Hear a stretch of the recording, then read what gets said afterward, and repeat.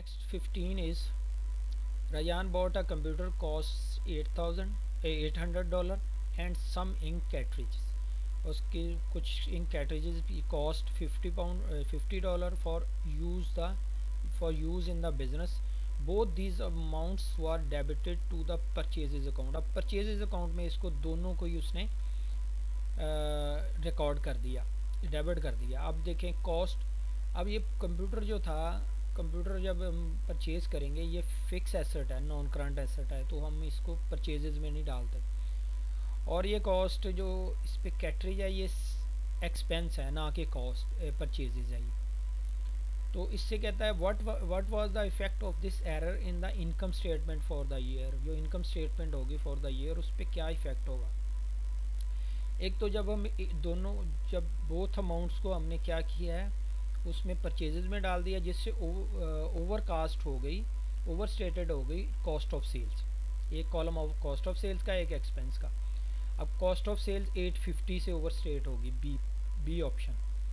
And then expense पे इसका क्या इफेक्ट होगा. एक्सपेंस चूँकि 50 जो था कैटरेजेस का, ये एक्सपेंस है, इसको हमने एक्सपेंसेस में डालना था, एक्सपेंस में नहीं डाला तो अंडर स्टेटेड हो गए $50 से एक्सपेंस. तो ये बी पार्ट होगा जिसमें over stated 850 cost of sales होगी और अंडर स्टेटेड एक्सपेंस होंगे $50 से. And next 16 is for which non current assets is the revaluation method of the depreciation most appropriate. जो रीवैल्यूएशन मेथड होगा किसके लिए मोस्ट अप्रोप्रिएट होगा, इनमें से लूज टूल्स के लिए होगा. जो छोटे टूल्स वगैरह होते हैं ना, छोटी चीज़ें होती हैं जो, उनके लिए जो है ना रीवैल्यूएशन मेथड यूज़ किया जाता है. मोटर व्हीकल्स के लिए तो यूज़ करते हैं diminishing balance method. Office equipment के लिए करते हैं हम, जो इसमें जो हमारे लिए हो कि जो इक्वल हमने इंस्टॉलमेंट्स में करना होगा, इक्वल बेनिफिट देगा, उसके लिए हम स्ट्रेट लाइन यूज़ कर लेते हैं. जो फर्स्ट ईयर्स में ज़्यादा कर रहे हो डेप्रिसिएशन और रिमेनिंग ईयर्स में कम हो, तो उसमें डिमिनिशिंग बैलेंस मेथड कर लेते हैं. जैसे प्लांट एंड मशीनरी में भी ज़्यादा डिमिनिशिंग बैलेंस मेथड यूज़ करते हैं, इसलिए लूज टूल्स में होगा जी रीवैल्यूएशन मेथड. ओके, अब ये Amit depreciate his building at the rate of 2% per annum using the straight line method. 2% use कर रहा है बिल्डिंग पे, तो उसमें using straight line method use कर रहा है. ही बॉट लैंड, उसने लैंड परचेज की 200,000 की dollar. It cost 120,000 to build a warehouse on it. After 5 years he sold the warehouse for 299,000. उसने पहले लैंड परचेज की 200,000 की, 120,000 की उसने वेयर हाउस बिल्ड किया उस पे ऊपर, और 5 इयर्स के बाद उसने इसको सेल कर दिया 299,000 का. What was the profit or loss on disposal. Disposal पे क्या होगा, डिस्पोजल का हम अकाउंट बनाएंगे. डिस्पोजल का अकाउंट कैसे बनेगा, ये देखें आप, डेबिट और क्रेडिट राइट साइड पे हम देख रहे हैं और लेफ़्ट साइड पे देख रहे हैं.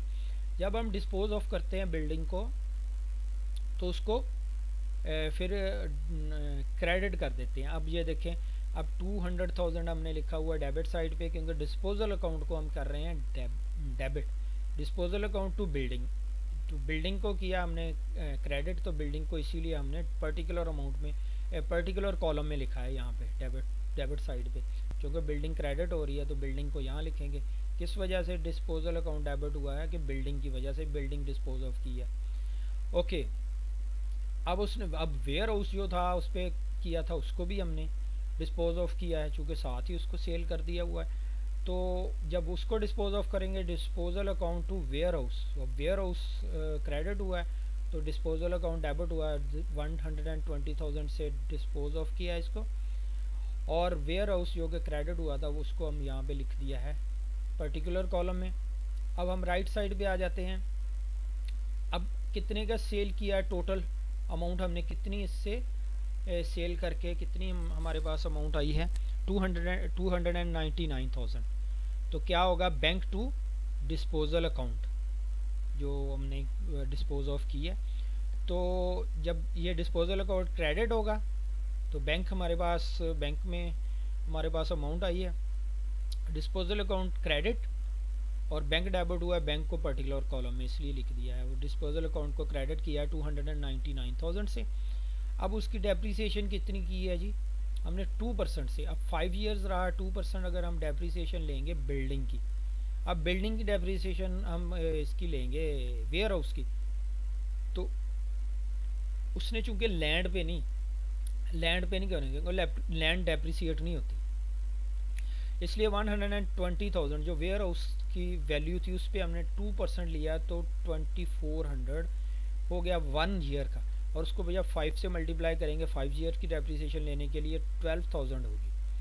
अब ये हम राइट और लेफ़्ट साइड को देखेंगे, लेफ़्ट साइड एक्सीड कर रही है 320,000 से, और ये 9,000 कम है इसका, 311,000 है, 9,000 को हम लेंगे एज आ बैलेंस, तो ये इनकम स्टेटमेंट में जाएगा। अब ये डिस्पोजल अकाउंट क्रेडिट साइड पे आया है, तो ये क्या होगा, क्रेडिट साइड पे आया तो इट मीन्स ये दिस विल बी लॉस, क्योंकि इसकी एंट्री फिर क्या बन जाएगी, इनकम स्टेटमेंट जो कि यहाँ पे इसमें आ रही है पर्टिकुलर कॉलम में आ रही है, income statement to disposal account. Disposal account credit side पे आ गया, तो क्रेडिट साइड पे जब शो होगा तो then this will be loss. जब इनकम स्टेटमेंट डेबिट हो जाएगी इट मीन्स ये लॉस होगा या आपका एक्सपेंस होगा। इट मीन्स यहाँ पे तो हमारा लॉस या प्रॉफिट देख रहे हैं तो लॉस होगा 9,000 का, तो ये फर्स्ट ऑप्शन होगी ए, 9,000 लॉस होगा हमारा।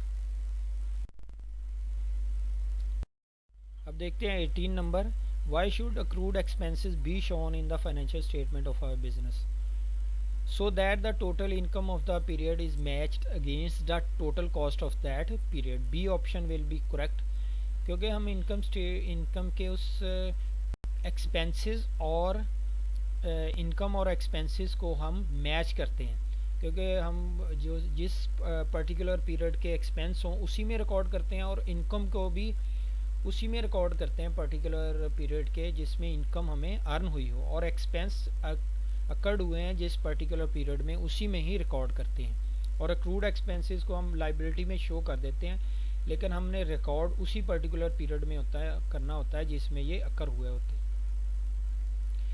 And next is 19 number, a trader sold goods to Zahid on credit, Zahid was unable to pay amount owing and the balance on his amount was written off. अब उसने ट्रेडर ने जाहिद को क्रेडिट सेल की है, लेकिन वो अनएबल टू पे है, वो पे नहीं कर सकता, तो वो राइट ऑफ करेगा। विच entries will be the trader make to right of this in irrecoverable date.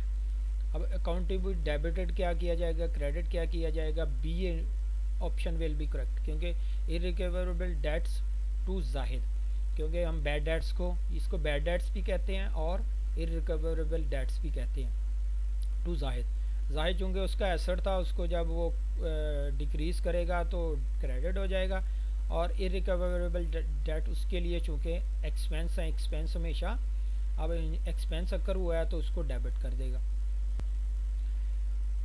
Option B will be correct. And 20 number is Sumit maintains a position for doubtful debts at 5% of the trade receivables at the end of each financial year। 5% उसने trade receivables को करना होता है। On 1 January 2016 the trade receivables amounting to $3,500 and the provision for doubtful debts was $175। The income statement for the year ended 31st December 2016 was debited with $15 for the provision of doubtful debts.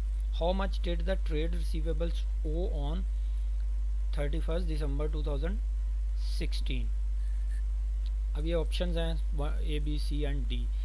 अब उसमें ये कह रहा है कि on January 1 January 2016 में trade receivable उसके 3500 थे और प्रोविज़न उसकी 175 थी। अब 5% लें 35 का तो 175 बनते हैं। अब जब उसने इनकम स्टेटमेंट बनाता है तो $15 लेता है प्रोविज़न फॉर डाउटफुल डेट्स की, एक्सपेंस लेता है। इट मींस कि ये एक्सीड हुए हैं अकाउंट रिसीवेबल्स, एक्सीड हुए हैं मींस के 190 आ रहे हैं करंट जो है 190 आएंगे।